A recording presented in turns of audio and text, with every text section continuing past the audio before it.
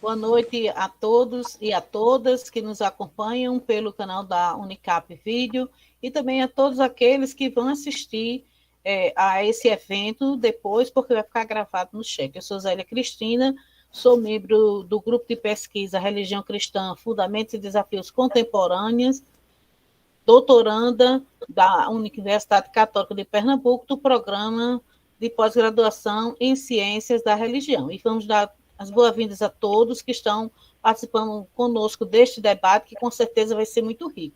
Eu quero iniciar chamando o vice-coordenador do grupo, o nosso professor João Luiz Corrêa Júnior, para dar as boas-vindas e esclarecer um pouco o que é o nosso grupo. Boa noite, João.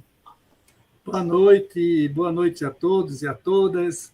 É uma alegria chegarmos ao fim do ano com mais uma live do nosso grupo de pesquisa Religião Cristã, Fundamentos e Desafios Contemporâneos. Nosso grupo vem desenvolvendo atividades ao longo do ano. Algumas estão gravadas no YouTube, que vocês podem acessar pela Unicap. Então, fica aqui os votos boas-vindas. Passo a palavra também ao líder do grupo, o professor José Tadeu, que está aqui conosco. Muito obrigado, João Luiz. Boa noite a todos e a todas. Sejam todas e todos muito bem-vindos a esse evento que marca a última ação coletiva do nosso grupo de pesquisa, que João insiste de dizer que o líder sou eu, mas, na verdade, o líder é ele. Eu sou o líder na formalidade, mas o líder na ação é ele. Então, eu queria, assim, muito agradecer a todos vocês que atenderam o nosso chamado, que estão aqui conosco. Apesar dos atropelos informacionais, tecnológicos, mas nós esperamos que isso seja resolvido, tá? Então, veja, é uma imensa alegria estar com vocês, marcando, na verdade, esse momento não de encerramento, né, mas marcando o começo de um descanso merecido, que a gente ainda tem uma tarefa grande pela frente, né, João? Com bancas. Então, eu quero dizer a cada um de vocês que se sintam abraçados e gratidão por estarem aqui conosco. E agora nós deixamos a palavra com você. Zélia, por favor. Então, hoje nós vamos estar aqui contando com a colaboração do professor Jair Rodrigues Melo. Ele é historiador, psicólogo, doutor e mestre em Ciências da Religião pela Unicap, né? Ele fez o mestrado de 2012 a 2013, o doutorado de 2015 a 2019, e o orientador foi o professor João Luiz, né? E ele vem falar um pouco para nós, não só sobre o que ele pesquisa, mas sobre o que ele vivencia no dia a dia, que é o tema religião e culpa. Boa noite e seja bem-vindo, professor. Boa noite, Zélia. Boa noite a todos e a todas que estão nos acompanhando. Um abraço, professor Tadeu. Prazer estar aqui contigo. E um grande abraço. Expresso meu carinho também ao meu querido amigo e professor João Luiz. João Luiz foi meu orientador de mestrado, doutorado. Por sinal, professor João, hoje, dia 6 de dezembro de 2021, estou completando aí 8 anos de defesa da dissertação de mestrado. Naquela sexta-feira, do dia 6 de dezembro de 2013, estava lá fazendo a defesa. Uma dissertação em que versei sobre o Apocalipse, né? A simbologia da resistência política no livro do Apocalipse, uma hermenêutica a partir de Apocalipse 17, de 1 a 18. Sou muito grato pelos ensinamentos recebidos ao longo da minha formação e muito grato também ao professor João Luiz por toda a sua colaboração em relação à minha formação, todo o apoio. E, enfim, eu sou muito grato a ele por tudo que recebi. Estou muito feliz pela oportunidade de falar com vocês hoje sobre um tema tão atual e tão pertinente: a religião e culpa. E terei a alegria de articular aqui o conhecimento advindo do campo das ciências da religião e da psicologia. Vale salientar, conforme foi dito, que sou psicólogo, e aí essa relação será feita também, essa reflexão, a partir também das contribuições da psicologia. O tema da culpa é um tema muito central na reflexão na ciência psicológica e nas mais diversas vertentes, né, das teorias psicológicas, o tema da culpa é bastante trabalhado. E aí espero poder contribuir também nesse sentido, tá bom? Posso começar, então, a apresentação sistemática do conteúdo? Ótimo, ótimo. Então, eu falei que o tema realmente é bastante pertinente. Vamos trabalhar as seguintes questões. Quais são as origens do sentimento de culpa, do ponto de vista psicológico? A culpa está vinculada a quê? De que forma a experiência religiosa pode contribuir para a formação desse sentimento? Até que ponto o sentimento de culpa ajuda e atrapalha na busca pelo sagrado? Aproxima, mas também distancia da relação com o sagrado? Quais são as funções da culpa para a vivência religiosa? Será que a culpa tem função ou funções? Quais são? Vamos refletir juntos na reflexão. E sob que base se assentam a culpa favorecida pela experiência religiosa? É possível, inclusive, a formação de sintomas psicológicos a partir do fortalecimento do sentimento de culpa advindo de uma ambiência religiosa? Falando simples, é adoecedor sentir-se culpado por transgredir uma lei religiosa ou um dado código moral? É possível a formação de uma dada psicopatologia? E como lidar com esses sentimentos de culpa? Então, vamos refletir juntos sobre essas questões e depois abrir espaço para o debate e a gente poder interagir, tá bom? Quero agradecer também àqueles que estão acompanhando a gente aqui na região do Cariri, inclusive muitos alunos meus da Universidade Regional do Cariri. Sejam bem-vindos também, tá certo? Pessoal aí da URCA marcando presença virtual aqui com a gente, tá? E você que está nos acompanhando, compartilha a nossa live, tá bom? Você pode compartilhar, chamar seus amigos, pessoas que você entende que devem também fazer parte desse momento nosso de reflexão, tá certo? A palavra culpa, que vem da língua latina, indica erro, falta, delito. Um autor que pesquisou esse tema no âmbito da psicologia da religião, Antônio Ávila, no ano de 2007, quando escreveu sobre o livro de Introdução à Psicologia da Religião, num dos capítulos que versa sobre culpa e religião, ele estabelece uma diferença entre culpa e culpabilidade. Pela linha deste autor, Antônio Ávila, a culpa designa aspectos de uma ação ou omissão frente a uma dada norma. E a culpabilidade seria a vivência subjetiva do sujeito que transgride a norma. Essa subjetividade que passa pelo modo como sente, como percebe a si e aos outros em decorrência daquilo que fez. A culpa seria, no caso, a designação dos aspectos objetivos da transgressão e a culpabilidade, o modo subjetivo como este indivíduo vivencia aquela dada transgressão.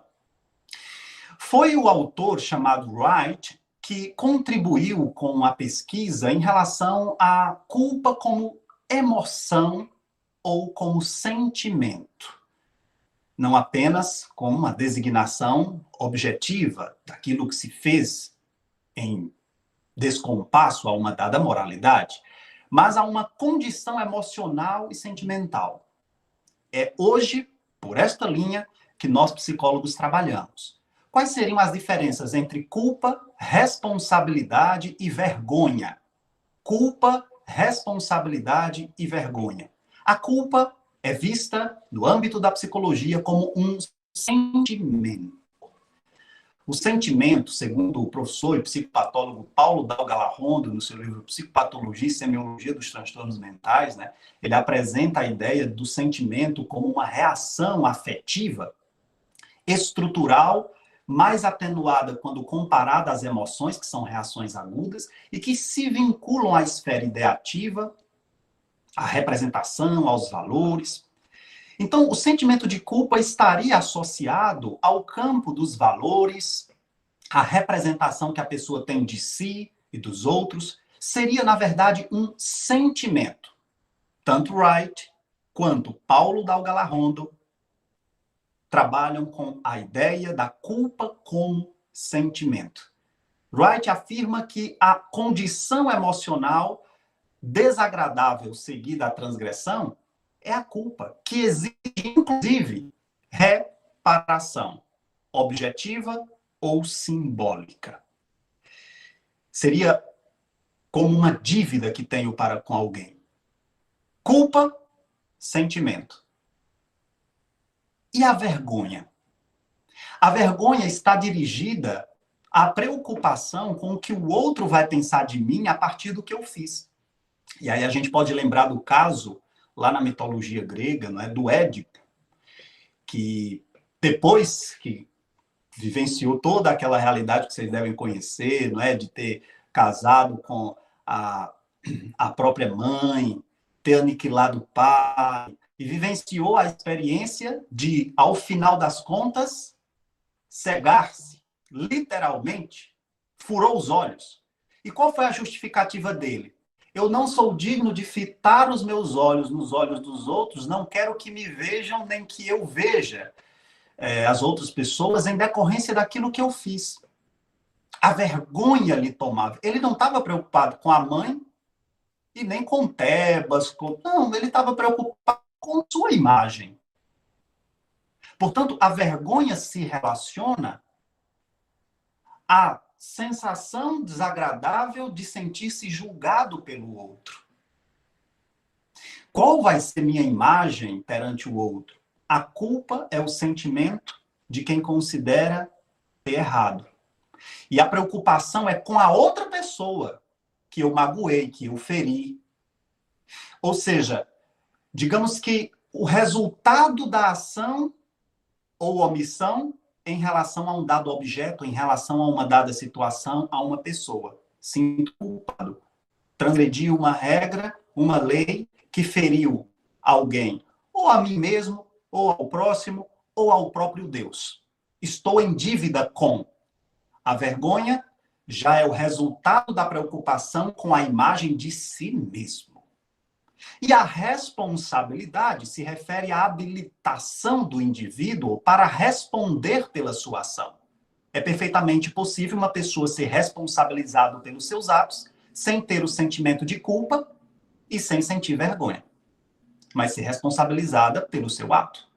Ora, o que eu fiz traz consequências, por exemplo, jurídicas, traz consequências religiosas específicas, inclusive consequências punitivas, e eu posso passar por isso sem ter o sentimento de culpa. Compreende? Para algumas pessoas, o sentimento de culpa aflora quando identifica o sofrimento do outro pelo que fez. Mas, como disse, culpa, sentimento.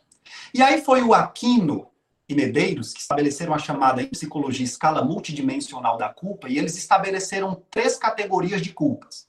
A culpa subjetiva, a objetiva e a temporal. A culpa subjetiva está relacionada com pensamentos e também sentimentos inadequados que o indivíduo estranha e não aceita. Por exemplo, sentir culpa por pensamentos maus, por desejos proibidos, por ter inveja. Então, a culpa subjetiva se refere àquilo que eu penso, que eu sinto. A culpa objetiva se refere àquilo que o sujeito fez ou deixou de fazer. Uma norma descumprida, por exemplo. E a culpa temporal seria o sujeito se sentir culpado por não conseguir administrar adequadamente o tempo.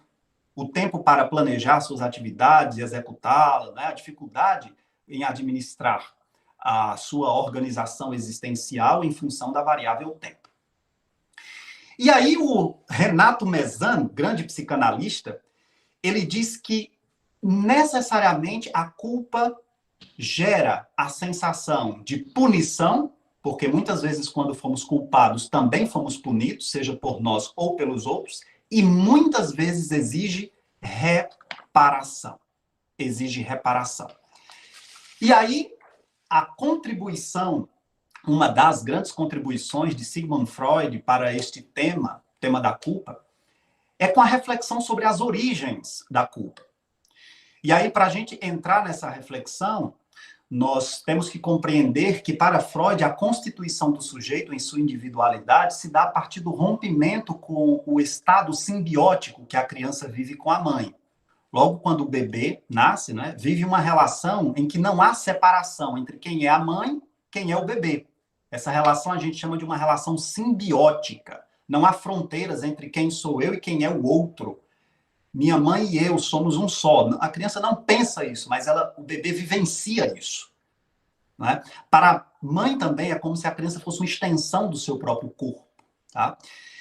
E nesse sentido, quando o sujeito vai se constituindo na separação dessa relação simbiótica com a mãe, a sua consciência vai sendo organizada entre o pode e o não pode, entre o certo e o errado. E nesse sentido, Freud afirmava que a função paterna está relacionada com a quebra desse estado simbiótico e a formação de uma consciência dividida entre o certo e o errado, entre o pode e o não pode. E aí aparece a figura do pai, que vai estruturar a formação desse sujeito em sua individualidade, favorecendo que ele se faça a partir da adoção de comportamentos tidos como adequados àquela dada moral. E a educação seria justamente promover que esse indivíduo caminhe para o bem, fazendo o que é bom, justo e agradável, estando em conformidade com aquele código moral e religioso, por exemplo, específico. E aí, nesse sentido, começa a existir um grande choque entre o indivíduo, que é por natureza um ser desejante, e a moral que o limita. Freud escreve sobre isso no Mal-Estar na Civilização, falando justamente que a angústia constitui o ego porque vive em conflito com um id, que é sempre pulsante e busca a realização de seus desejos, e um superego, que é o conjunto das regras sociais que dizem, opa, não é por aí. Não adote esse comportamento, não faça isso, não adote essa conduta.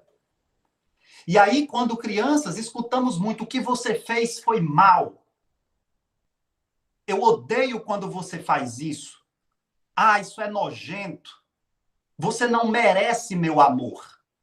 E aí nós começamos a perceber as consequências psicológicas do sentimento de culpa, que é despertar em nós medos primevos e fundamentais, como deixarmos de ser amparados. Porque sentir-me culpado sinaliza para mim que posso perder o amparo de uma grande mãe, o amparo de um grande pai. Porque eles dizem, você não merece meu amor. Ah, isso que você fez é mal, isso é nojento. Ah, eu odeio isso, não faça mais isso. E a sensação que dá é de que perderei esse amparo. Freud, quando escreve O Futuro de uma Ilusão e outros textos que versam também sobre a utopia e a experiência religiosa, não é? Ele vai destacar que um dos fundamentos da busca pela experiência religiosa é a projeção da figura paterna na divindade. Então, Deus, a relação do ser humano com Deus, comporta e catalisa muito da realidade que se vive com a figura do pai, que organiza a consciência entre o pode e o não pode, ou de quem exerce essa função paterna, e que, ao mesmo tempo, pode punir aquele ou aquela que não se comporta em conformidade com tais exigências. E que, se você é culpado disto ou daquilo, você pode perder os benefícios de uma relação pautada na obediência, na conformidade com aquilo que estamos exigindo.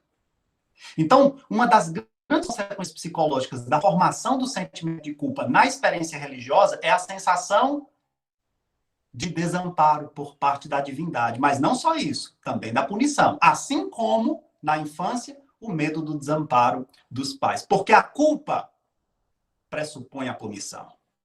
A culpa pressupõe o desamparo. A culpa pressupõe a relativização social. E na experiência religiosa, a culpa cria barreiras na relação do indivíduo com o sagrado. E qual seria, então, a saída, professor Jair? E aí a própria experiência religiosa apresenta os mecanismos de coping nesse sentido, os mecanismos de saída, que são os rituais de purificação, onde um dos grandes objetivos é a reinserção do sujeito na vivência social religiosa, porque aquele que é culpado também tem uma punição social muito grande, porque sua imagem é comprometida, mas, ao mesmo tempo, o restabelecimento da possibilidade de contato e de comunhão com a divindade. Não é? Então, ao mesmo tempo, eu preciso passar por rituais de purificação para que consiga retornar a essa convivência social e, ao mesmo tempo, também voltar a ter relação com a divindade. E aí você tem várias manifestações disso nas experiências religiosas, né? No judaísmo você tem o dia da expiação, o Yom Kippur, né? Que favorece a autorização do sujeito a uma relação de intimidade com Deus na medida em que o indivíduo ali está purificado, né? A exigência de que para comungar eu preciso ter vivenciado a penitência, confessado meus pecados, vivenciado o arrependimento, ter reconhecido a minha culpa e buscado a purificação necessária para constituir-me em dignidade para comungar. Então, uma das saídas é exatamente a apresentação dos chamados rituais de purificação, a fim de que o sujeito se reinsira na vivência social religiosa, assim como volte a se aproximar do sagrado, né? E aí é interessante notar que, nesse sentido, há também uma busca por resgatar a dignidade e o valor dessa pessoa, que muitas vezes é comprometido com a experiência da fomentação da culpa. E quais são os prejuízos subjetivos que o indivíduo que se sente culpado na experiência religiosa pode ter, né? Primeiramente, a culpa, ela fere o senso de identidade, porque há um choque entre o eu real e o eu ideal. Quer dizer, eu penso que eu sou uma pessoa boa e cometi isso, então, puxa, sou uma pessoa má. E ela começa a se envolver num conflito de identidade. Quem eu sou de fato depois do que eu fiz? Então, eu sou definido pelo que eu faço? E mais, eu também sou definido pelo que o outro pensa de mim? Então, se o outro me considera culpado, então eu sou o culpado.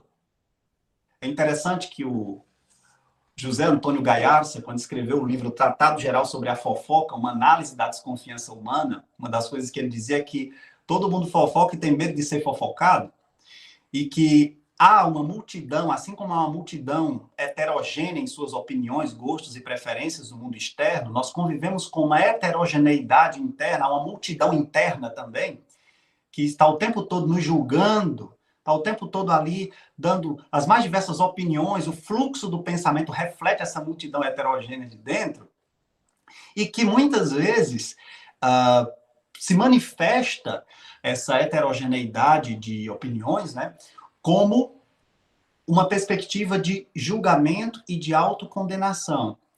E que essa representação social dirá o meu lugar também na sociedade, a minha capacidade e o meu lugar, né, nesse social, se você aceita, se não você aceita. Então, há muito cuidado com o modo como o outro está me interpretando. Porque tal interpretação dirá muito, inclusive qual é o meu lugar no espaço sagrado, não é? Então, quais são as minhas possibilidades de aproximação do sagrado? Né? E aí entra a questão da pureza versus impureza. Até que ponto posso me aproximar ou não do sagrado? Né? Qual é o meu lugar nessa relação? E aí busca se cuidar justamente dessa representação que eu tenho, que os outros fazem acerca da minha pessoa. Né? E aí observe que, nesse sentido, existiria assim funcionalidades no favorecimento do sentimento de culpa, porque parece que ronda essa grande preocupação e até o medo em relação ao próprio sentimento, a sentir-se culpado. Quais seriam as funções da fomentação de um sentimento de culpa? Né? Um deles é o controle comportamental. Porque para que você evite tal sentimento, adote tal postura. Siga tais regras. Né? Então, eu evito causar danos para não me sentir culpado, eu evito causar danos para não ser punido. Ao mesmo tempo, também, a fomentação de um sentimento de culpa aproxima o indivíduo de ações purgativas. Quer dizer, então, se eu me sinto culpado, eu vou procurar, de alguma maneira, me redimir. De alguma maneira, purgar e limpar a minha culpa. E aí entram os rituais de purificação, algumas práticas litúrgicas, a busca pelo arrependimento. Quer dizer, se eu me sinto culpado, então eu devo buscar, né, o arrependimento. Mas tem uma outra questão que toca na esfera do poder, que é a submissão. Aquele que é culpado deve se submeter. É essa a ideia que muitas vezes é transmitida. Quer dizer, ao culpado não cabe poder, cabe submissão. Então, o culpado ele é colocado numa relação de inferioridade em relação à divindade e em relação àqueles que representam, que salvaguardam, né, um modelo de moralidade defendido por aquele dado código moral religioso. Ao culpado não cabe poder, espera-se passividade, aceitação e busca por arrependimento e purificação, não é? Então, olha que interessante. E aí, muitas vezes, na experiência religiosa, não é, se busca favorecer a formação desse sentimento de culpa. Você encontra isso nas artes, nas músicas, né, nas orações, por minha culpa, minha tão grande culpa, né? Nas músicas, por exemplo, a música sobre a paixão de Jesus, aí está lá a música A Cor do Calvário, Robson Fonseca. Fala todo o sofrimento de Jesus, e aí no final, foi minha culpa, eu fui o culpado. Então, seria inserido ali todo numa narrativa dramática para chegar ao resultado. Eu fui o culpado. E por qual a funcionalidade do discurso eu fui o culpado? Por minha culpa, minha tão grande culpa.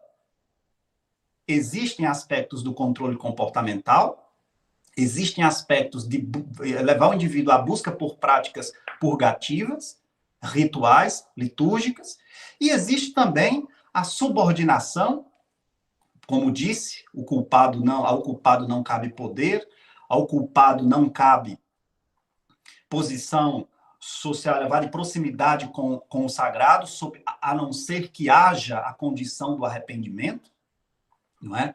E, ao mesmo tempo, também, apequena-se, não é? O indivíduo que, na sua pequenez, quase que numa grandeza inversamente proporcional, reconhece a grandeza da divindade daqueles que fazem parte de um círculo de pureza sociocomportamental.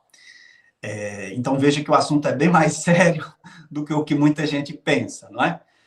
E nas artes, né, nós encontramos também o juízo final, então, onde você vai vivenciar também, não é?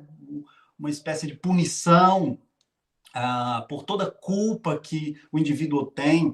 Várias passagens bíblicas também elucidam a culpa do ser humano que, utilizando inadequadamente da sua liberdade, foge dos ensinamentos sagrados, né? Já começa no iniciozinho do livro do Gênesis, né? Quando, na narrativa, Adão quer se eximir da sua responsabilidade, né? A mulher que o Senhor colocou ao meu lado, né? Então, quer dizer, Deus e a mulher, mas eu não tenho responsabilidade direta sobre o que foi feito, né?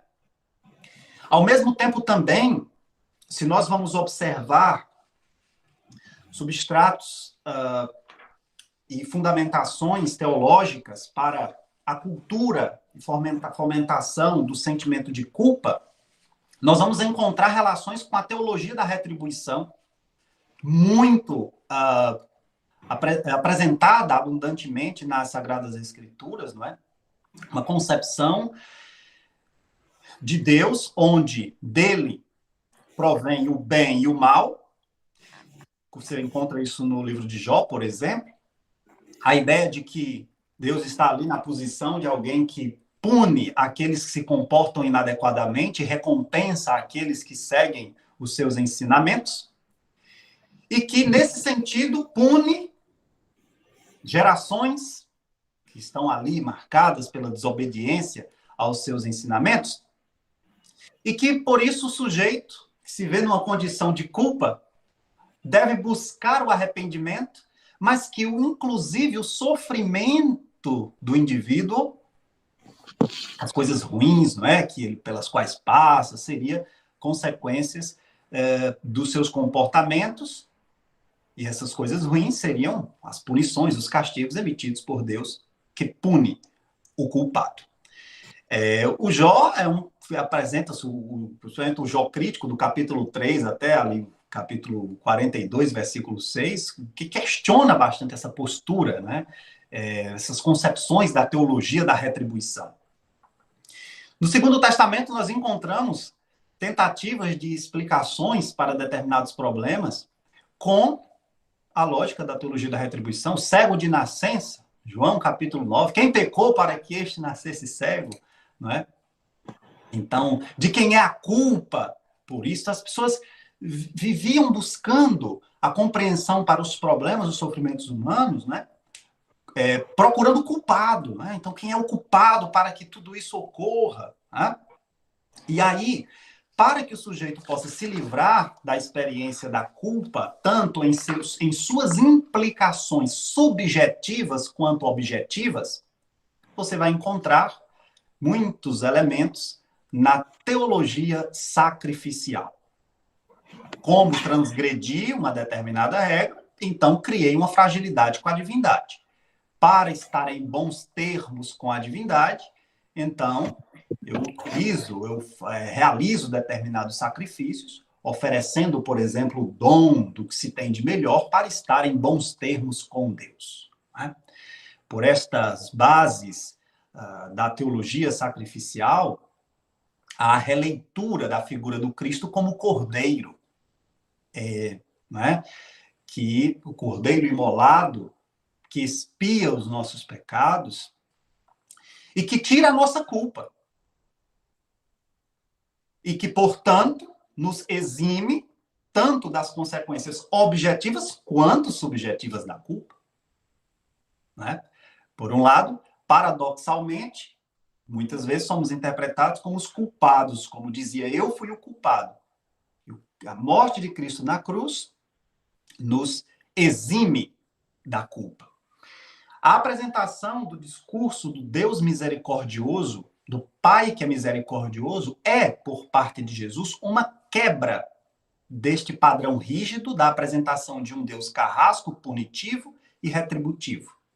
Jesus apresenta o Deus da graça, com ações, sua ação livre, seus livres favores concedidos e que exige de nós corresponsabilidade. Mas Jesus, ao apresentar o Deus da graça, já trabalha com a perspectiva de uma experiência religiosa que não está pautada, sobretudo, ou centrada na formação da culpa, mas no oferecimento da possibilidade de reconstrução de vida. A mulher que fora apanhada em adultério, conforme narrativa de João, capítulo 8, estava ali para ser julgada e condenada e culpabilizada pelo que fez. E interessante que nem pelo viés da teologia da retribuição, nem pelo viés da teologia da graça, nós encontramos as tentativas de discutir o mérito da culpa. Mas apresenta-se formas diferentes de se lidar com aquele que transgrediu determinadas leis. Pela linha da teologia da retribuição, o culpado merece de Deus o castigo. E aí, Paulo resume dizendo, onde avultou o pecado, superabundou a graça. A postura de Jesus nos ensina, e os ensinamentos paulinos nos instigam a pensar Deus não como aquele que se vinga e que deseja que nós nos sintamos culpados, como muitos pregadores, palestrantes, religiosos nos instigam. mas sim a vivenciarmos uma misericórdia que não nos exime da responsabilidade dos nossos atos, mas que, ao invés de apontar o dedo, estende a mão para nos fazer pensar que podemos reconstruir, nos refazer, nos transformar. Essa é a linha com a qual nós vemos Jesus ser apresentado nas páginas do Evangelho, e penso que nós podemos ter grandes contribuições na nossa experiência religiosa hoje, se abrirmos mão de uma pedagogia ou de uma teologia voltada para a fomentação do medo, da punição, da formação do sentimento de culpa, e aprendermos a diferenciar culpa e responsabilidade. Para fechar, nós temos eu fiz a provocação no início, aí eu vou fechar com essa questão, né? Se, de fato, uma pessoa que vivencia uma experiência religiosa muito rígida, pautada no julgamento e na formação do sentimento de culpa, se ela pode disfuncionar do ponto de vista psicopatológico. E eu posso dizer para vocês que nós não temos estudos robustos que mostram, de fato, fatores etiológicos para a formação de transtornos como a depressão maior, o toque, tendo o fato religioso e, ao mesmo tempo, o sentimento de culpa advindo da ambiência religiosa como fator causal. Mas nós temos, de fato, contribuições para a formação de determinados sintomas psicopatológicos advindos de sentimentos de culpa, sim, advindos da experiência religiosa. Por exemplo, pacientes que têm TOC, transtorno obsessivo compulsivo, vivenciam duas realidades: pensamentos obsessivos, que são intrusivos, com conteúdo negativo de julgamento, na sensação de falta de controle, e a necessidade de um comportamento, geralmente compulsivo, ritual, para aliviar a tensão oriunda das obsessões. E existem muitos pacientes que desenvolvem TOCs com conteúdo religioso. Então, naquela sensação de descontrole, termina chamando palavrões com a divindade, se sentindo muito punido com isso, sabe? Nossa, Deus vai me punir, eu vou ser castigado, eu não queria ter pensado isso. E quando a gente vai investigar muitas vezes a vida desse paciente, ele vivenciou em muitas situações, não todos, mas muitos pacientes vivenciam experiências religiosas bastante rígidas, onde temia muito o castigo de Deus, a culpa, a punição, entende? E aí, quando vivencia determinadas situações que afloram o toque, o conteúdo religioso vem à tona. Enfim, então, está aí um exemplo. Assim como uma pessoa que vivencia a experiência da depressão. Muitas vezes ela já se sente culpada pelos seus erros e aí começa a escutar que ela foi a culpada pela morte de Cristo na cruz, que ela é a culpada pelo mal da humanidade, por isso, por aquilo. E ela vai absorvendo isso com muito mais facilidade, pela sua própria fragilidade psicológica. Então isso pode fazer um mal tão grande, né, que nós não temos condição de mensurar essa realidade. Mas aí eu deixo esse aprofundamento para o momento agora das perguntas e da interação. Pronto. Obrigada, professor Jair, né, pela sua exposição. E agora, como a internet do professor Tadeu caiu, vamos ver a reação do nosso vice-coordenador, professor João Luiz, questionando um pouco, aprofundando esse tema. Enquanto isso, quem estiver na live pode aproveitar e fazer suas perguntas, suas colocações. Nós temos, professor, 47 pessoas assistindo, tem seus alunos, né, do Ceará, muitos estão se identificando. Temos também colegas nossos, João, do grupo de pesquisa, a irmã Ila, o Frei Hércules, Edna, estão se identificando aí, algumas pessoas até do CEBI de Mossoró. Então, vai ser uma grande roda de conversa. João. Muito bem, Zélia. E seria muito bom, seria interessante que quem está assistindo também formulasse perguntas aí pelo chat, que Zélia está treinada na ponta dos... né? Está nos trinques aí, como o povo diz, para ler as perguntas e poder nos ajudar. Então, veja, Jair, eu acho que parabéns pela sua brilhante exposição. Realmente você deixou a impressão clara de que é um assunto muito vasto. Isso dá mini-cursos, dá cursos de pós-graduação.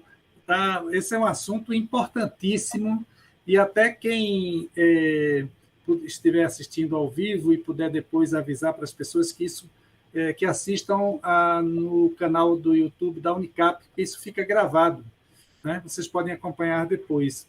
Jair, as religiões que se fundamentam em livros sagrados, muitas vezes caem na armadilha do fundamentalismo religioso, né? Fundamentam tudo em seus textos sagrados, seja na Bíblia, no Corão, enfim. E você disse muito bem, a finalidade é o controle comportamental. Isso tem uma forte conotação do poder religioso sobre os adeptos, né? Eu gostei muito dessa sua colocação, e precisamos realmente estar atentos às nossas igrejas. É importantíssimo participar da comunidade de fé. Thais Zélia, que é muito assídua à comunidade, a diocese onde ela atua, lá em Mossoró, você próprio, já em inúmeras atividades de assessoria às instituições religiosas, católicas ou protestantes, e a gente percebe que as igrejas prestam uma grande contribuição para o aprofundamento da fé das pessoas, mas os adeptos também têm que estar atentos à sua igreja, não é? Que tipo de igreja eu estou participando? Será que é uma igreja que insiste muito nesse controle comportamental dos seus adeptos pelo fundamentalismo religioso, que insiste muito nessa dimensão da culpa? Quando insiste muito nessa dimensão de culpabilizar os adeptos, porque é pecado, não faça isso, o que o sujeito deve fazer numa situação dessa, Jair? Como é que se sai? A gente precisa da igreja, e as igrejas, a gente sai delas com uma carga de peso emocional muito forte na dimensão da culpa. Como sair dessa? É uma primeira pergunta, uma primeira provocação, né? E se você já quiser, eu já emendo com a segunda, para não voltar. Eu queria que você, se possível, Jair, por gentileza, falasse um pouco dessa dimensão da metanoia, palavra grega que significa conversão, mudança de comportamento. Né? Uma das primeiras edições da Bíblia de Jerusalém, e até uma mais recente, traduz, por exemplo, trechos onde aparece a palavra metanoia por arrependimento. Mas eu estou aqui com uma Bíblia muito boa, que foi publicada agora pelo Novo Testamento, né? Os Salmos, e também saiu o Pentateuco pelas Paulinas. É um trabalho primoroso de exegetas brasileiros que têm desenvolvido esse esforço de traduzir dos originais os textos para o português. Então, está traduzindo do hebraico, o Antigo Testamento, e o Novo Testamento, todo traduzido aqui do grego, né, dos originais em grego. E só para vocês terem uma ideia, o Evangelho de Marcos, no capítulo 1, a tradução desta Bíblia, a Bíblia Novo Testamento, das Paulinas, traduz assim, o primeiro capítulo, versículos 14 e 15. Depois que João foi entregue, Jesus veio para a Galileia, proclamando o Evangelho de Deus. Completou-se o tempo e está próximo o reino de Deus. Convertei-vos e crede no Evangelho. Essa coisa da conversão, que traduz exatamente a palavra metanoia, muito melhor do que a palavra arrependimento. Eu posso fazer a distinção, gosto de explicar assim para os meus alunos. O cara tomou umas cachaça boas, chega em casa, bate na esposa, é comum ele fazer isso. Né? E no outro dia está arrependido, ele está comovido pelo que fez, ele até ele está profundamente magoado, arrependido mesmo, né? Capaz de joelhos pedir perdão à esposa, mas quando toma de novo a maldita da cachaça, volta a bater na companheira, e muitas vezes ela não tem outra saída senão, e deve fazê-lo, ir à delegacia da mulher mais próxima e dizer do abuso que está sofrendo dentro da própria casa do seu companheiro. Então, não basta simplesmente arrependimento, precisa mudança de comportamento. Isso é algo muito mais exigente. Isso é o sentido profundo de metanoia, conversão. É por aí mesmo, você que é um exegeta, eu estou até me tremendo todo aqui dentro de você, que entende muito mais de grego, de hebraico, das línguas bíblicas. porque é um estudioso nato disso. Mas, então, será que não é necessário realmente pensar nessa coisa, em vez de arrependimento do que se faz, uma busca profunda de mudança de comportamento, no sentido de metanoia? É uma segunda pergunta. Desculpe se foi um pouco longo, mas era isso. Tranquilo, João. Obrigado pela oportunidade de falar sobre esses assuntos também tão pertinentes. João, eu posso considerar que a tua segunda provocação, ela nos ajuda a responder a primeira. Por quê?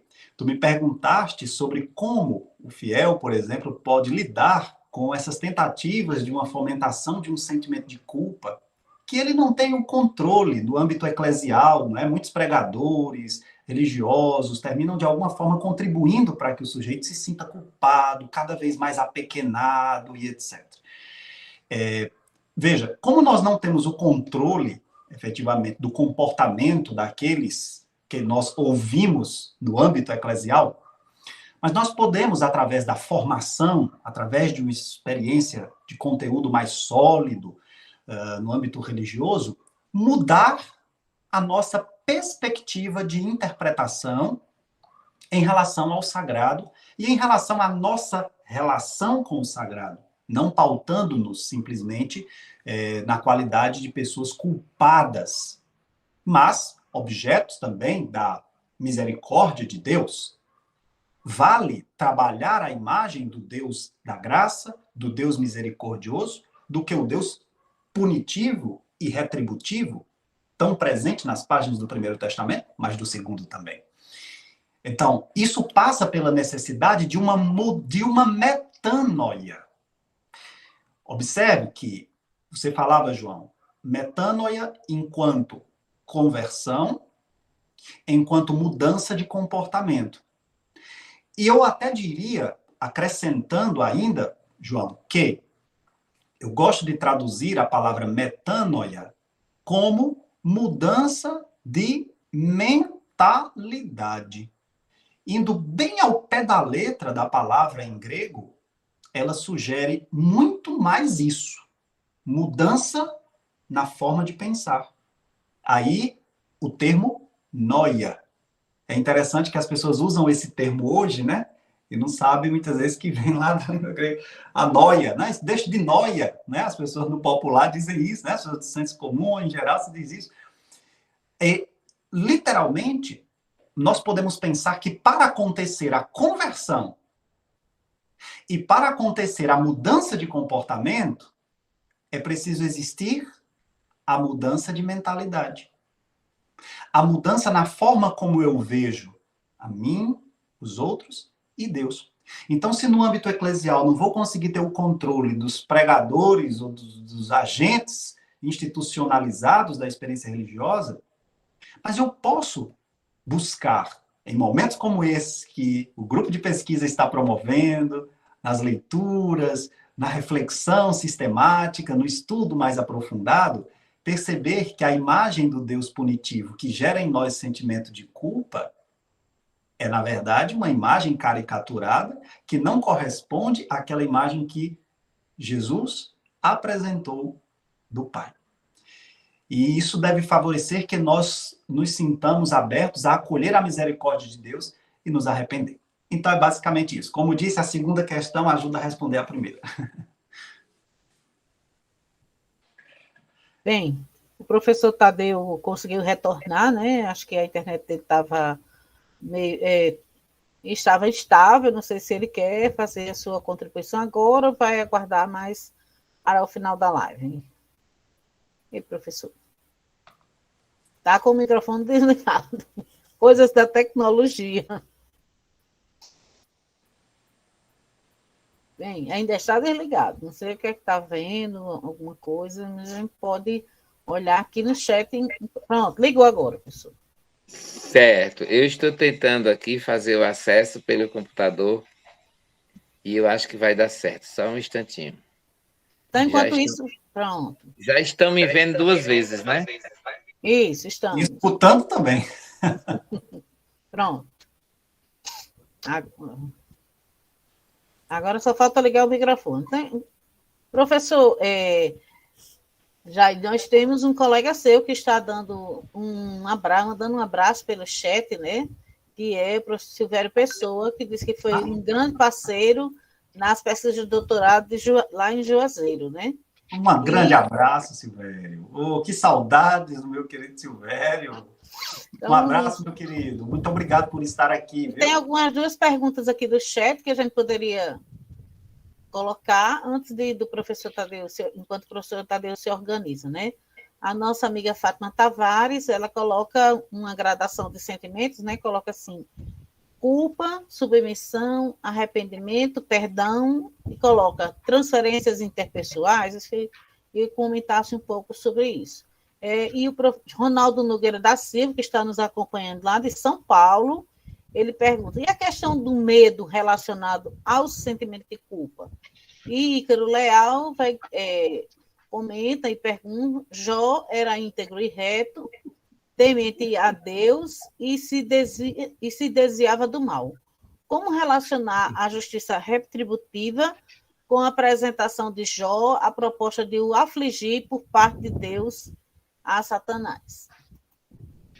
Eu queria vou responder as outras questões, mas eu queria que a pessoa que escreveu, o Ícaro, né, que escreveu sobre essa última pergunta, eu confesso que eu não entendi bem, ficou um pouco confuso para a minha compreensão. Depois, vamos falar de forma genérica, se ele puder ser mais específico, mais claro na pergunta, ou alguém traduzir para mim, mas eu não entendi a pergunta dele, qual de fato tá bom? Pelo que eu entendi que ele estava querendo colocar assim, que Jó, diz a Bíblia que ele era uma pessoa íntegra, então como é que Deus permite que ele seja tentado, que ele seja afligido, né? Ele não merecia castigo, né? Até porque ele não tinha culpa, se a gente considera isso. Pelo menos eu entendi. Pronto. Sendo isso, eu posso responder nessa direção. Então, voltando, a primeira questão foi a da Fátima. Ela apresentou algumas palavras, Fátima Tavares, né? Apresentou algumas palavras-chave. Ela não fez pergunta, mas apresentou algumas palavras-chave. Ela fala culpa, submissão. Trecho da palestra em que eu citei que quais são os efeitos da fomentação de um sentimento de culpa? Submeter o culpado. A pessoa culpada, ela não goza de um dado poder, ela não tem, muitas vezes, até possibilidades de, digamos, aproximação do sagrado. Primeiro ela tem que se purificar, se redimir. Então, gera-se, sim, uma submissão. Né? Eu falava sobre isso na palestra, eu acho que ela escreveu aí pontuando aquilo que eu estava comentando, o que está por trás da fomentação do sentimento de culpa na experiência religiosa. Uma delas é submeter o indivíduo culpado, a quem cabe, em muitas situações, o quê? O que se espera? Punição, às vezes humilhação, né? E aí entra, por parte daquele que se sente culpado, a exigência de arrependimento, como condição para ser perdoado, segundo a palavra que ela aí coloca, a fim de que se reinsira na aproximação com o sagrado e se reinsira à convivência sócio-religiosa. Já que quem é culpado, uma das punições que tem são punições sociais, de ser mal visto, de ser relativizado, de ser até excluído, muitas vezes. E aí ela fala em transferências interpessoais. O termo transferência é um termo, sobretudo, psicanalítico, que diz respeito a transferir para o outro o que era de um outro alguém. O investimento em alguém é transferido para um outro alguém. E muitas vezes nós fazemos isso entre pessoas e na relação com Deus, conforme falei na palestra. Então, eu acredito que a Fátima apenas pontuou, né, palavras-chave do que eu estava explicando. Exatamente. Resumir a explicação novamente. Tá bom? Pronto. Qual foi a segunda questão? Foi a do Ronaldo, né? Isso. Com relação ao medo, né? Isso. O Ronaldo diz, e a questão do medo relacionado ao sentimento de culpa? Por que temos medo de nos sentir culpados, né? Primeiramente, o nosso medo é a reação àquilo que é indesejado e inseguro. Quando Bauman escreveu o Medo Líquido, né? Ele fala que o medo é o nome que a gente dá à nossa insegurança diante de determinada realidade. Mas observe que o medo que nós sentimos em relação ao sentimento de culpa se vincula aos desdobramentos e implicações que a culpa traz ao indivíduo. A culpa implica em consequências objetivas e subjetivas, e consequências aversivas. Naturalmente, o indivíduo tenderá a ter medo em relação a duas questões, pelo menos.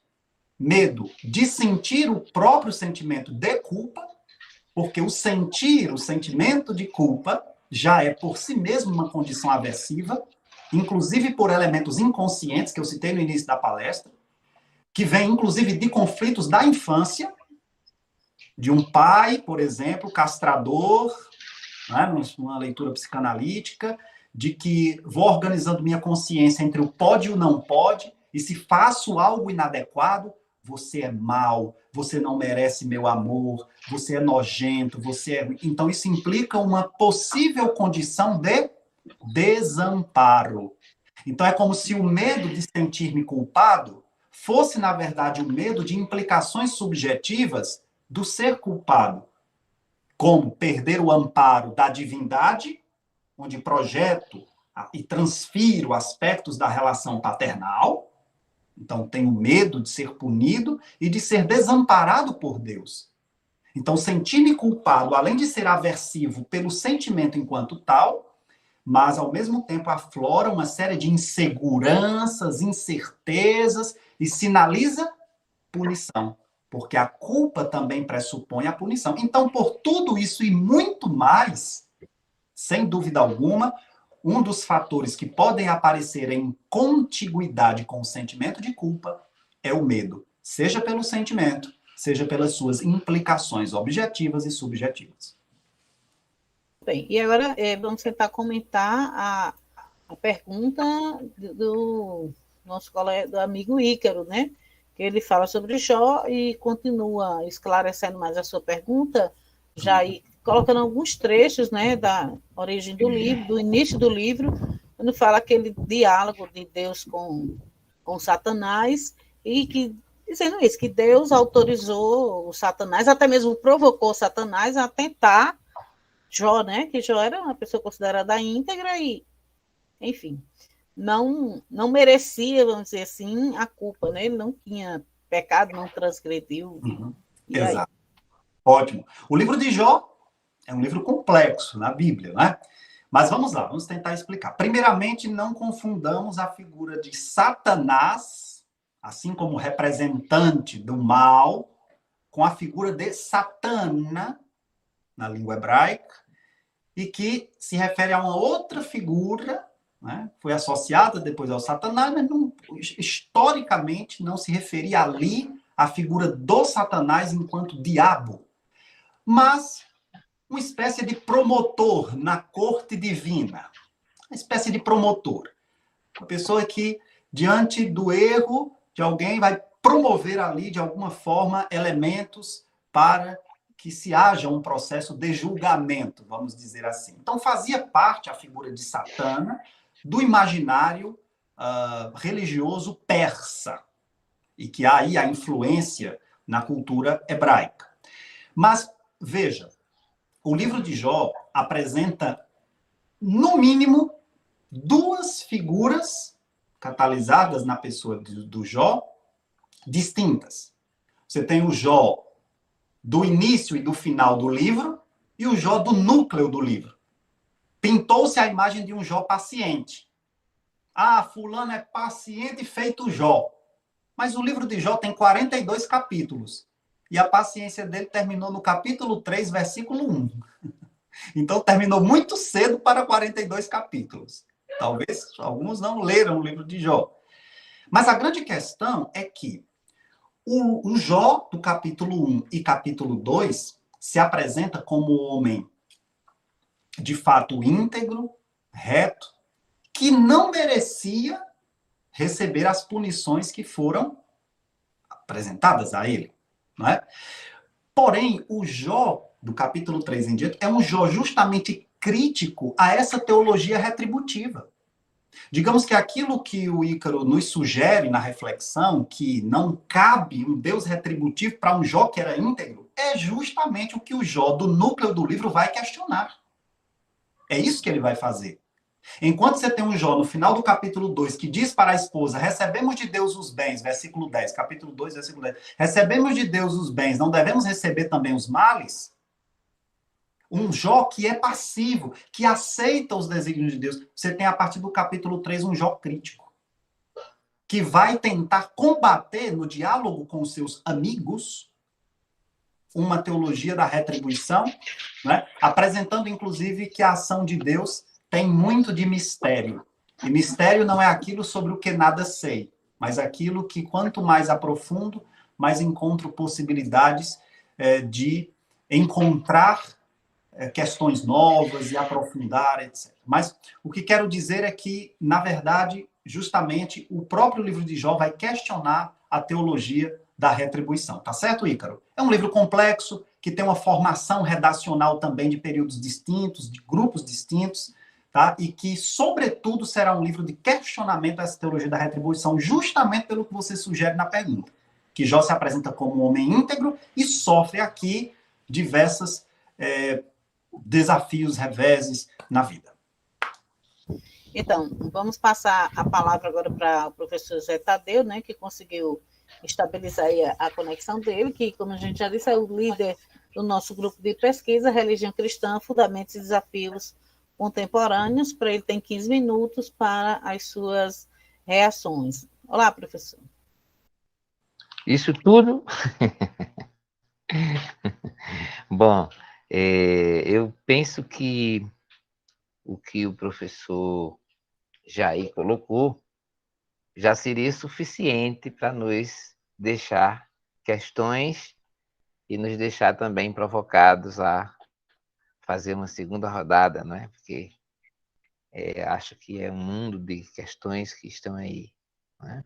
Mas, de qualquer forma, eu não vou frustrar aqueles que esperaram que haveria uma palavrinha da minha parte. E eu disse a João assim, né? Ele também me falou assim: Tadeu, você podia pegar fazer uma pegada mais filosófica, né? Eu fiquei pensando praticamente em que consistiria, do ponto de vista do tema da culpa, né? E da religião e culpa, o que é que caberia a filosofia dizer, né? Claro que a filosofia lida a partir de uma subjetividade bem, vamos dizer assim, bem particularizada, né? Porque não há nenhuma fala de todos os lugares, há sempre uma fala desde um lugar, não é? Então, o fato de estar usando a palavra filosofia não quer dizer que eu estou falando desde os lugares da filosofia, é um lugar específico, tá? E aí eu fiquei pensando, Jair, que, por exemplo, falar da culpa, como você colocou, do ponto de vista da psicologia, de fato tem sido, na tradição, um lugar próprio, né? Que é quem interroga as dimensões da interioridade, né? Que são movidas pela psique. Eu acho que isso é muito próprio. Eu acho que você colocou muito bem no começo, né? A filosofia me parece que não se interessou muito na tradição por essa questão da culpa, particularmente, apesar de ter priorizado, né, a dimensão da interioridade, da subjetividade, e ter, obviamente, ter que redimensionar alguns conceitos e algumas compreensões a partir justamente das ciências da psique, né? Então, eu fiquei pensando que talvez fosse mais interessante eu tentar dizer alguma palavrinha, como é que seria, por exemplo, um ponto de vista da filosofia sobre a religião, né? E eu fiquei pensando que talvez essa fosse uma síntese, porque muitas vezes nos parece que a gente ignora o fato de que a filosofia tem uma palavra bem particular sobre a religião, que nem sempre coincide com as ciências da religião ou das religiões, e às vezes também com a teologia, né? Justamente porque ela se afirma como um saber particular também, tá? Então, eu queria dizer, em primeiro lugar, que um dos pontos, né, que a filosofia interroga quando se propõe a falar de religião, e talvez a gente possa ver isso aí, o que é que tem isso a ver com a culpa, é quando se pergunta pelo sentido da vida, né? Quando a religião se apresenta como um dado à filosofia, logo a filosofia percebe que quando se fala de religião, se relaciona com o sentido da vida, né? Qual seria o sentido da vida? Essa me parece ser uma questão não somente da filosofia, mas de outras ciências. Mas me parece que a filosofia prefere, quando fala da religião, falar essa questão. A religião sempre está ligada a uma maneira particular de articular, de diversos modos, as experiências da vida, né? Na trajetória que se apresenta com começo, e meio e fim. Claro que esse começo, esse meio e fim tem muito a ver com aquilo que já foi colocado, né? No cristianismo, que tem a herança do judaísmo, quando a gente fala do começo, a gente fala já de uma emergência na história, né? Às vezes até como fato de criação, coisa assim. O fato de estar no mundo, no aqui e agora, também abre perspectivas, né? Algumas religiões dizem que há uma perspectiva futurista, há um futuro e que não há, por exemplo, a finalidade completa porque há uma vida possível, né? E talvez as religiões ou a religião possa dizer alguma coisa justamente sobre isso, né? A vida tem um sentido porque ela teve um começo. A vida, a experiência humana se dá na história, há um sentido na história, aí tem vários sentidos, né? E talvez a religião seja essa que articula esse sentido em função de um estar bem no agora e um projetar-se num estar bem depois dessa experiência da história. Isso é uma maneira que a gente poderia dizer, né? Então, desde desse dado, a gente poderia dizer que a filosofia se interessa, por exemplo, para colocar em questão as respostas que a religião dá a essa pergunta: qual é o sentido da vida? Qual é o sentido da existência humana? E por que a religião vai justamente dizer essa palavra, a vida tem um sentido, né? Então, talvez a filosofia se interesse justamente para colocar em questão essa resposta. E aí, alguns analistas dizem que há respostas variadas. Eu vou falar só de pelo menos duas. É que uma das respostas possíveis é de natureza religiosa ou espiritual. E aí, no caso, é bem definido o tom da resposta. A experiência ou a vida tem um sentido e esse sentido está ligado a um poder superior. As culturas dão testemunho dessa relação do humano com esse poder, né? Há um poder que não está no humano, há um poder que não está na história, mas há um poder que está além, e a religião faz sentido porque ela articula essa experiência de estar na história sob esse poder, né? Então, essa é uma resposta, uma interrogação filosófica sobre essa resposta religiosa ou espiritual. A vida tem um sentido porque a vida, na verdade, vem de uma potência infinita e que nenhum ser humano acessa de maneira plena, pelo menos aqui e agora, na vida histórica, né? Essa é uma resposta possível. Uma segunda resposta seria o que nós poderíamos dizer, os analistas falam de uma resposta leiga. Em que consiste, né? Se coloca justamente em questão a concepção anterior.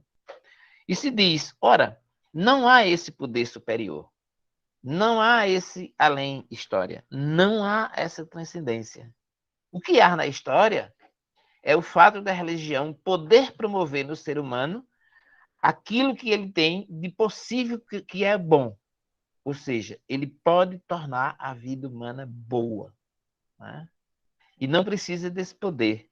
É o próprio engenho humano, a partir da sua autonomia, da sua decisão, da sua maneira de enxergar a realidade, que ele percebe essa possibilidade de tornar a vida boa.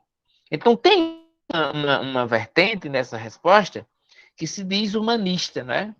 Ou se diz utópica. Em que consistiria? Justamente a possibilidade de espera que a condição humana seja sempre melhor. E aí a religião atua para fazer verdade essa condição humana melhor, né? A outra vertente dessa mesma resposta se denomina humanista. Em que consiste? consistentemente em admitir que a vida humana tem um fim em si mesmo. E porque ela tem um fim em si mesmo, tem esse valor com um determinado grau de absolutidade, que o próprio homem precisa defender, né? E aí a religião entra como uma possibilidade de fazer essa defesa, digamos assim, da dignidade do próprio homem. Não precisa de força superior nenhuma, ele mesmo tem essa força, né? Essa é a resposta leiga na matriz utópica, enquanto espera que a condição humana melhore, e a humanista no que quer defender, de todo modo, esse fim em si mesmo que o ser humano tem. Por isso precisa ser defendida a sua dignidade. Uma terceira resposta, bem conhecida de todo mundo, eu acho, que é a resposta do hedonismo. O que o hedonismo vai dizer? O hedonismo vai dizer simplesmente que há uma vida, há uma experiência na história, e que cada ser precisa fazer tudo o que pode para aproveitar dessa vida, para gozar dessa vida no aqui e no agora, no imediato do agora, no imediato do tempo presente. Porque o depois a gente não tem muito o que dizer, porque ainda não há uma experiência do depois. E se há essa experiência do depois, ela não se dá agora.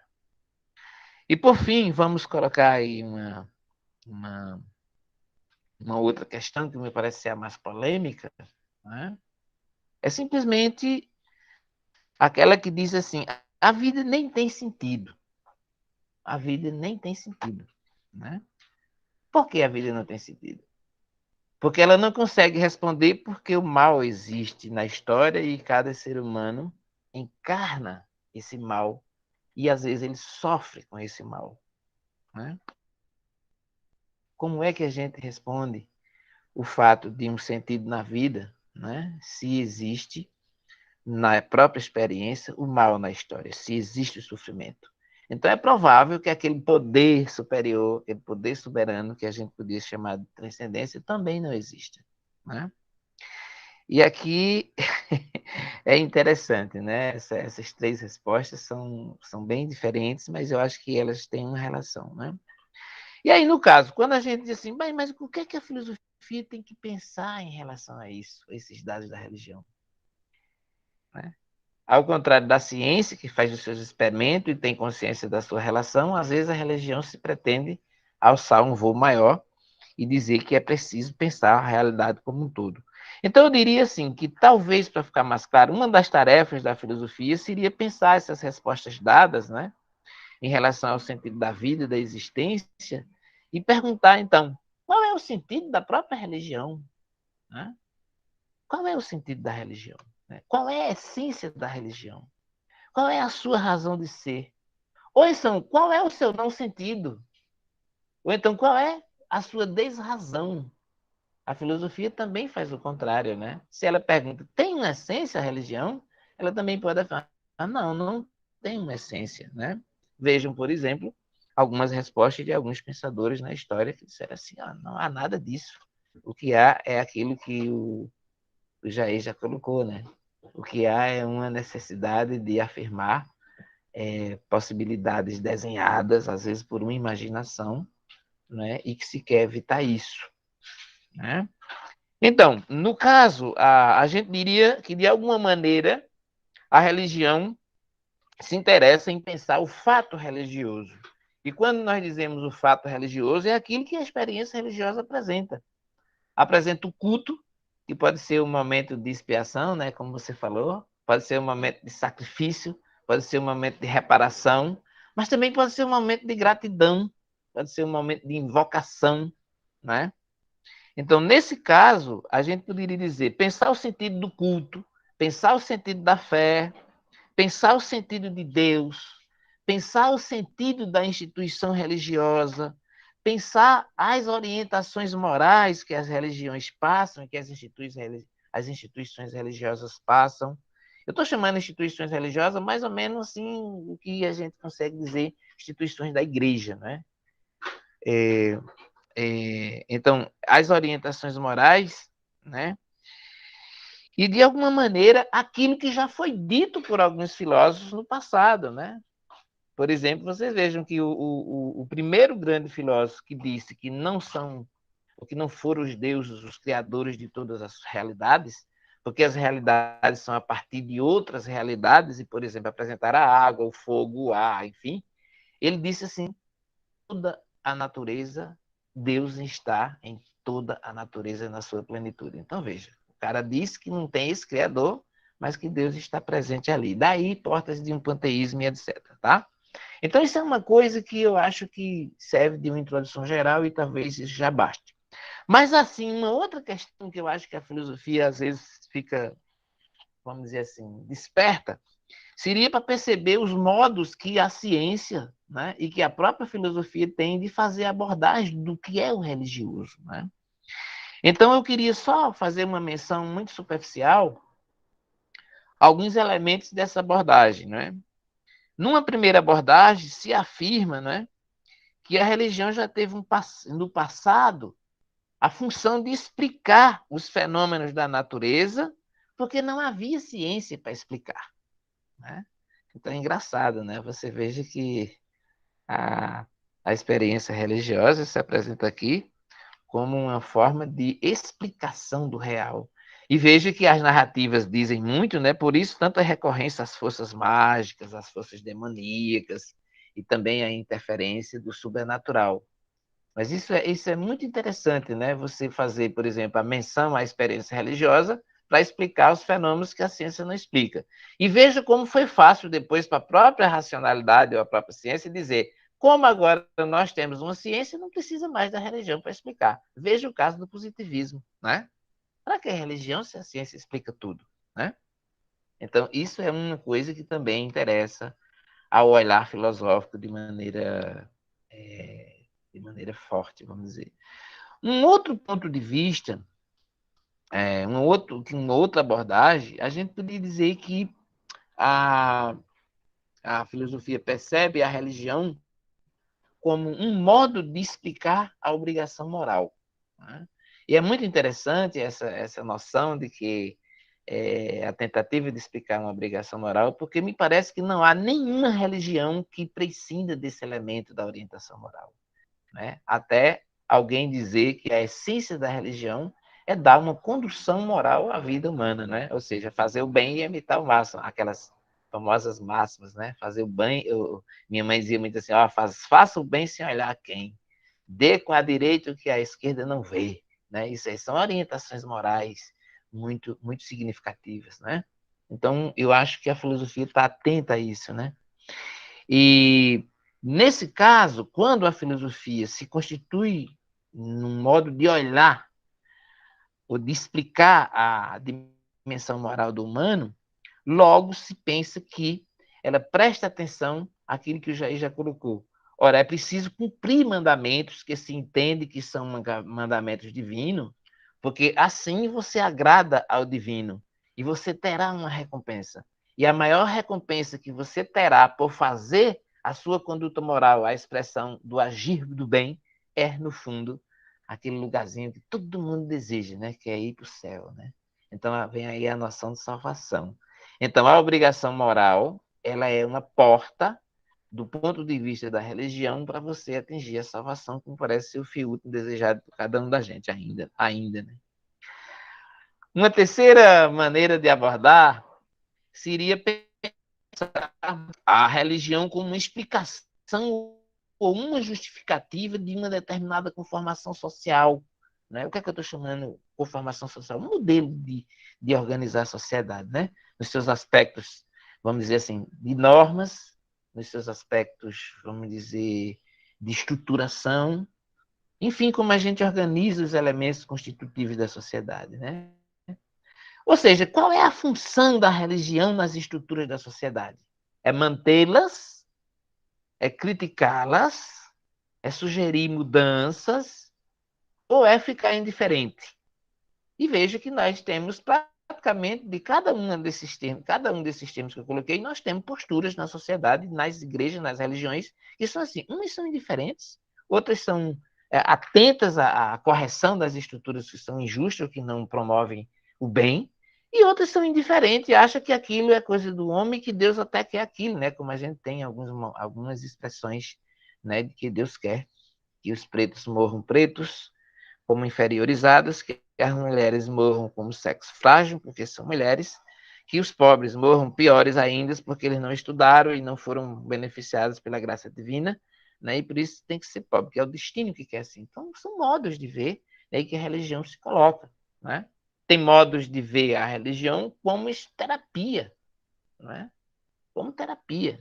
Eu, às vezes, acho que essa é uma das funções mais significativas, é justamente para ficar livre da culpa, né? Aliás, se eu estou indiferente aos deuses, se eu estou indiferente à minha comunidade religiosa, eu vou pretinha para o inferno, né?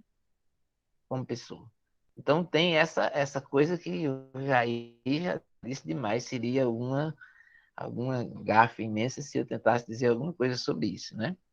E no final, já acho que o Jair colocou isso de maneira perfeita, inclusive usou os textos do Freud, né? Existe aquela linha que a filosofia percebe, que são a compreensão dos psicanalistas, né? Que percebe principalmente o fenômeno da transferência. Eu sou frágil, eu não tenho amparo, eu não tenho pai, eu não tenho mãe, eu não tenho um poder, eu não tenho o que eu gostaria de ter, e por isso eu quero pensar que há um Deus que vai um dia me recompensar tudo isso, principalmente depois que eu morrer. Isso é maravilhoso, né?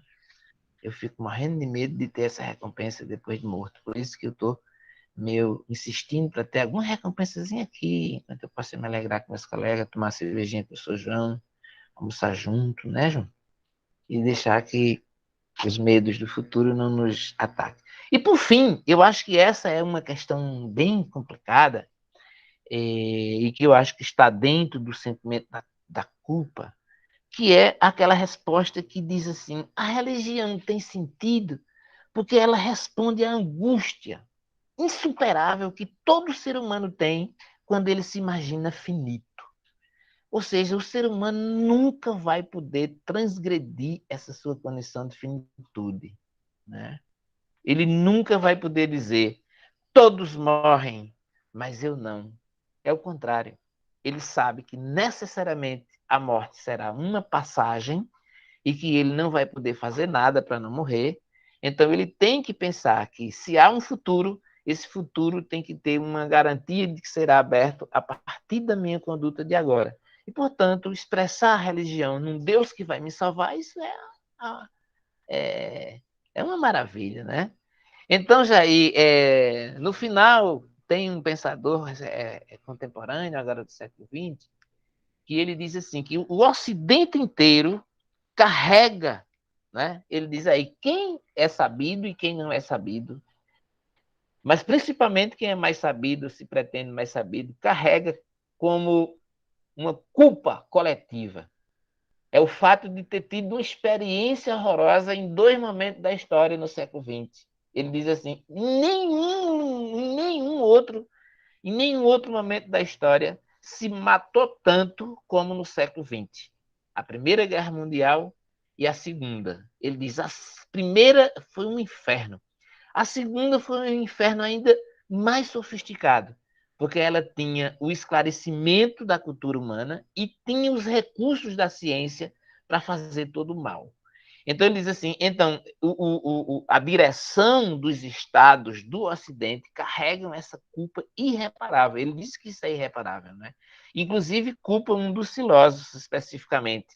Eu não vou dizer o nome desse filósofo, mas eu só quero dizer a vocês que no encontro em Davos, alguém disse assim, professor, o senhor foi estudante de Heidegger, leitor de Heidegger, quase que ficam amigos, enfim, o senhor tem a maior gratidão por ele, mas o que é que o senhor acha que o Heidegger fez quando assumiu a direção da Universidade do Nazismo, que forjou a saída do Edmundo Russo da cátedra, assumiu a cátedra, ficou 1 ano na reitoria e depois sumiu?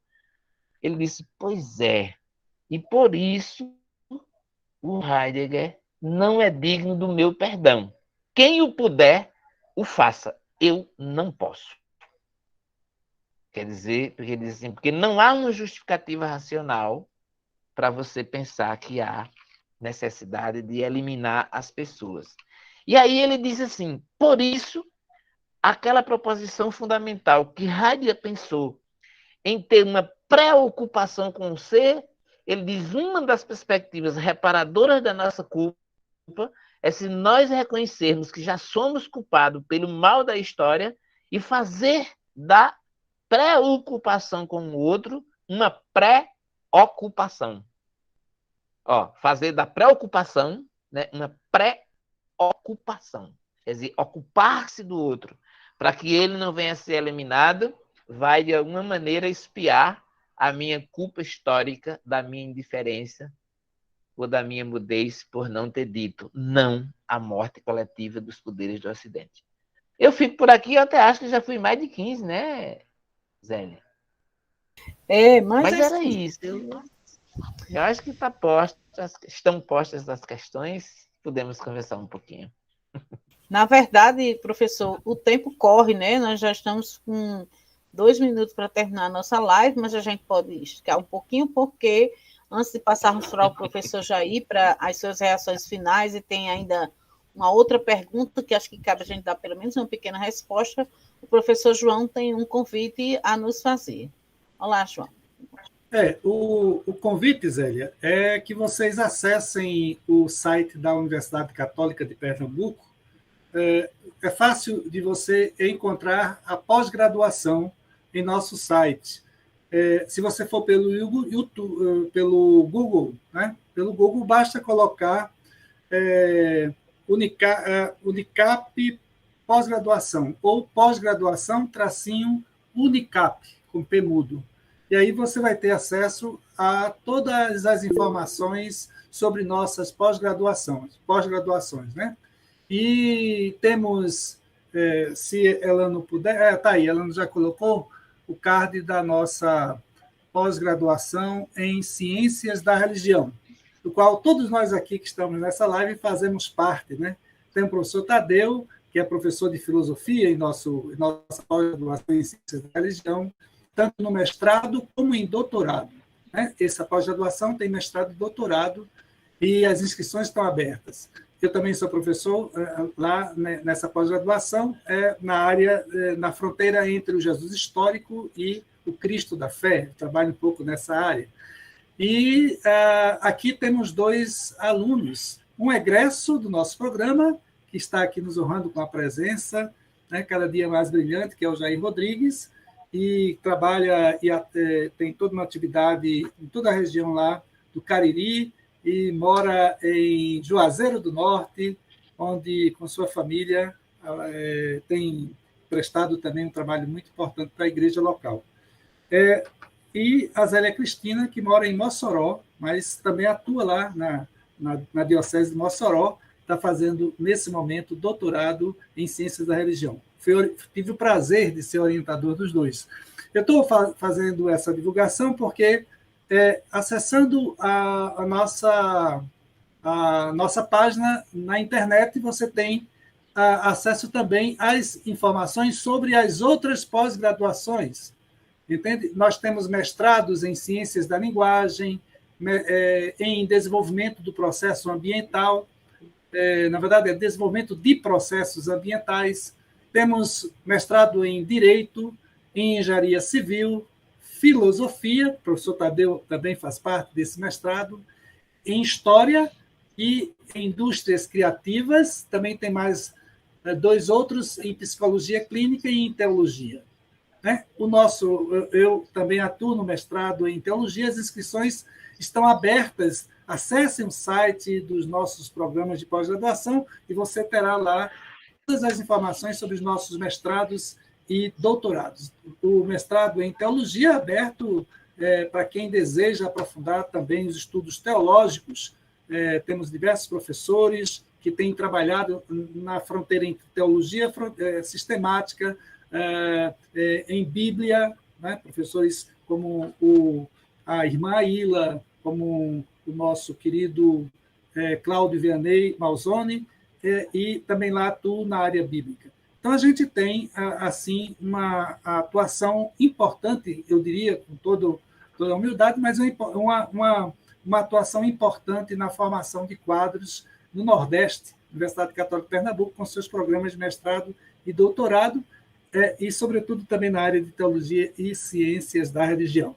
né? Então, aqui, esses professores e esses estudantes, alunos e egressos do programa têm tido a oportunidade de também divulgar suas pesquisas. O Jair acabou de falar nessa fronteira entre psicologia e religião, na dimensão religião e culpa, porque ele também é psicólogo e atende em seu consultório lá em Juazeiro as pessoas na área da psicologia clínica, né? Então, aqui, Zélia, devolvo a palavra, era mais fazer essa divulgação, que vocês não deixem de acompanhar as atividades da Unicap, uma universidade comunitária a serviço do povo nordestino. Zélia.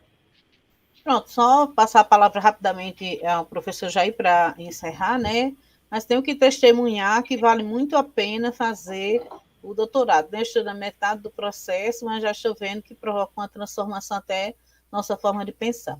E o tempo corre, professor Jair, e com as provocações do professor Tadeu, filosóficos, que vai até buscar o sentido da vida, a gente vê que esse tema tem muito mais para a gente conversar, mas pode ser em outra oportunidade. E aí, o seu desafio é falar um pouco sobre isso e também sobre a pergunta de Francisco de Paula Tavares Pereira, que eu coloquei até aqui no nosso chat interno, que ele mandou um abraço e diz: conservadores criticam o relativismo moral, que legitima, por exemplo, a família homoafetiva. Teólogos liberais defendem relativizar regras morais dentro de certos critérios. O que você diz? Veja, uma questão como essa, responder em pouco tempo... E no final da live... Não, tentar fazer milagre. Mas eu quero, primeiramente, antes de provocar algumas reflexões rápidas, pelo menos as provocações serão rápidas, mas as reflexões espero que bem delongadas. Quero mandar um abraço ao meu querido amigo Tavares, que sempre nos acompanha aqui, faz os nossos cursos de Bíblia, já fez vários cursos, fez o curso de línguas, hebraico e grego, uma pessoa que muito estimo. Muitíssimo obrigado pelo seu carinho e por estar aqui, meu querido Tavares. Um advogado da cidade do Crato. Pessoa maravilhosa. Então, olha só, Tavares. Eu vou me deter aqui a falar como psicólogo, buscando tentar provocar reflexão sobre o que estaria por trás dessa diferença de perspectivas em relação, por exemplo, à defesa ou à aceitação da existência da família homoafetiva. Você polariza duas perspectivas de interpretação teológica a respeito deste fato. A família homoafetiva. Por um lado, você coloca a postura dos conservadores, que tendem a criticar o relativismo moral, né? E os teólogos liberais defendem relativizar determinadas regras dentro de critérios. Mas a grande questão seria o que está por trás, de fato, seja dos que defendem uma perspectiva de conservadorismo ou de relativização. Nós estamos falando aqui de um tema que toca aos desdobramentos da organização social advindas da orientação sexual. Estamos no tema do conflito entre a sexualidade, que é uma experiência psíquica também, e os seus aspectos morais e suas implicações na organização social.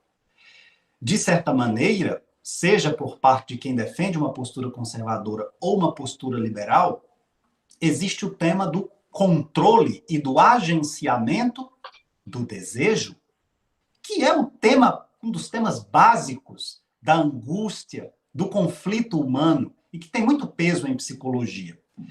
Se você me pergunta acerca de um posicionamento a respeito disso, o que você diz a respeito disso, eu falo que esse debate, do ponto de vista de uma resolução objetiva, ele será sempre infrutífero, do ponto de vista de uma tentativa de conciliação ou de convencimento de quem estaria certo ou errado. Aqui nós gastaríamos horas e horas e nós não findaríamos esse debate. Mas o que quero trazer como meu posicionamento a respeito disso é minha postura como psicólogo. Certa vez uma pessoa me perguntou: Jair, você que estuda a Bíblia, por que você não buscou fazer uma graduação em teologia? E aí eu expresso e confesso o meu desejo até hoje, inclusive, de fazer um aprofundamento ainda maior, inclusive fazendo uma graduação na área, mas eu quero trazer um conforto que a experiência psicológica traz, e o estudo em psicologia traz. O compromisso com o comportamento humano na sua crueza, sem, digamos assim, um enviesamento ou engajamento institucional, religioso, que em determinados momentos pode, dependendo da vivência, dependendo de como se lida com, não demonstrar um compromisso ético e o interesse genuíno pela conduta humana e a compreensão dessa conduta em diversas nuances, não apenas com o engajamento político institucional.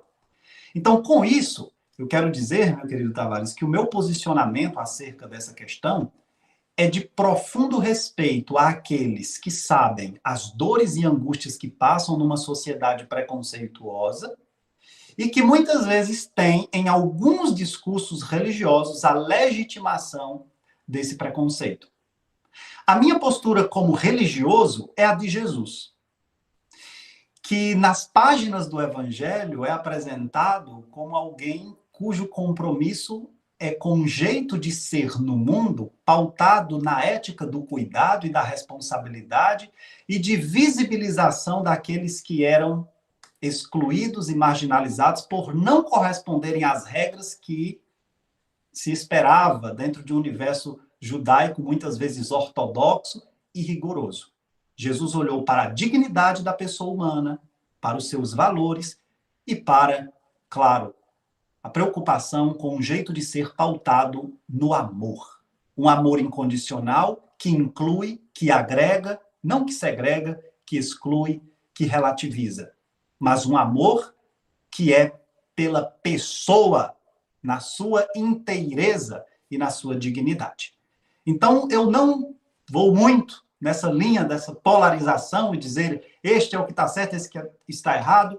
Eu vejo que os fundamentos da experiência religiosa devem estar também pautados no compromisso genuíno com o ser humano, que é complexo e que, da nossa parte, exige aceitação e compromisso em relação à sua diversidade de formas de organizar a sua experiência humana, mas não deixando de lado aquilo que lhe é base fundamental de condição existencial, que é a condição do desejo.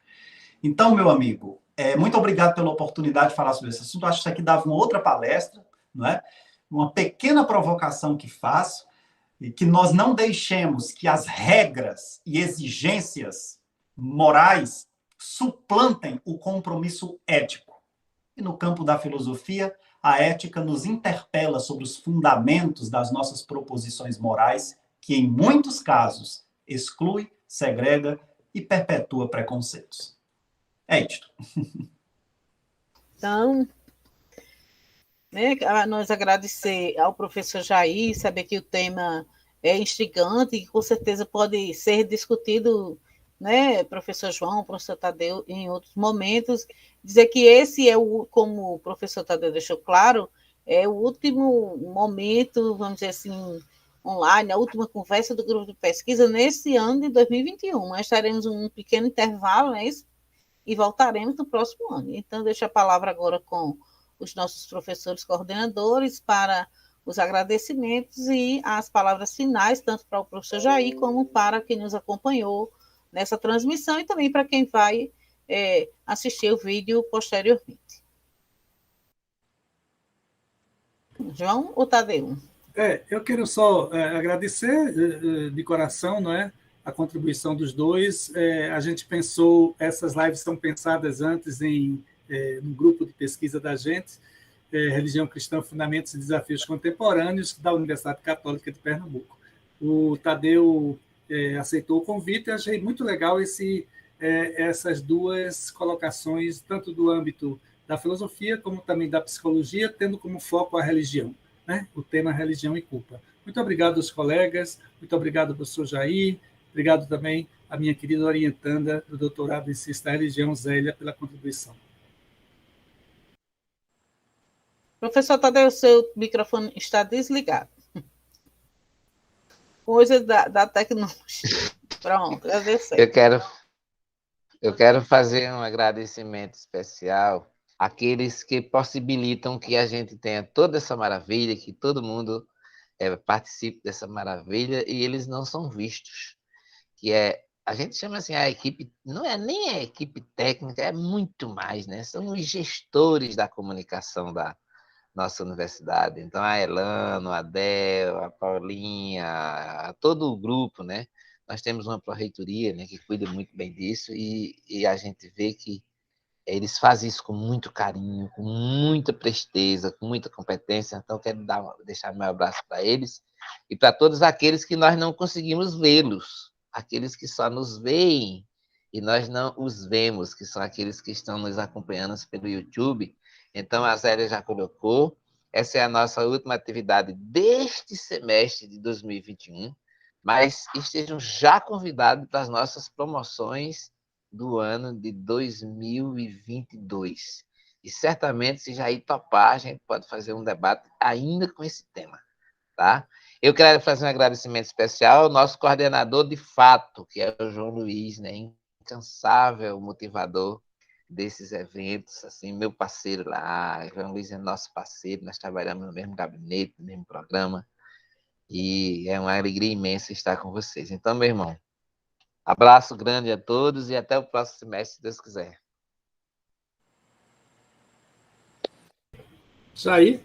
Olha aí, eu quero agradecer imensamente pela oportunidade de estar aqui, de interagir, inclusive, com alunos que estão aqui acompanhando, pessoas de outras regiões do Brasil, como lá do Sudeste, né? Tivemos participação de pessoas de São Paulo. Quero agradecer também a audiência virtual aqui da irmã Aila, uma pessoa que muito estimo, né? Que teve, assim, impactos também na minha formação na área de Bíblia. Então, fiquei muito honrado e feliz pela presença virtual dela aqui. E também agradecer aos meus alunos da URCA por estarem participando desse momento. Um abraço para a Giovana também. Um abraço, Giovana. Muito obrigado pela sua audiência aqui. Eu sinta-se acolhida também. E dizer que estou sempre à disposição. Para mim, esse é um momento muito especial, até numa data muito simbólica para mim, 8 anos de defesa da dissertação de mestrado. Guardo, assim, muita saudade dos momentos tão ricos de aprendizado que vivenciei na Unicap, no programa de pós-graduação em Ciências da Religião. Instigo você que tem interesse em estudar o fenômeno religioso a partir desse olhar inter e transdisciplinar, desse campo epistemológico tão rico, que é o campo das ciências da religião. Você pode obter mais informações acessando o site da Unicap, na aba pós-graduações, conhecer as linhas de pesquisa, conhecer o processo de seleção e, com certeza, aprofundar seus estudos sobre religião. Eu tenho um trabalho nas redes sociais também. Quem quiser e puder me seguir lá no Instagram, o endereço é o meu nome, que está aí já na live para vocês, Jair Rodrigues Melo. Você digita lá na abazinha de pesquisa, Jair Rodrigues Melo, e você vai encontrar o meu perfil. A gente realiza lives também com temas ligados à psicologia, à área de Bíblia, transmissão dos meus programas de rádio, divulgação dos nossos eventos, cursos, né, em psicologia, e também as viagens que organizamos para a Terra Santa, onde vou lá explicando os lugares por onde Jesus passou. Então, quem deseja conhecer essas atividades, esses nossos projetos, pode seguir lá no Insta, @Jair Rodrigues Melo. Grande prazer ter estado aqui, muito obrigado, e eu estou sempre à disposição de vocês.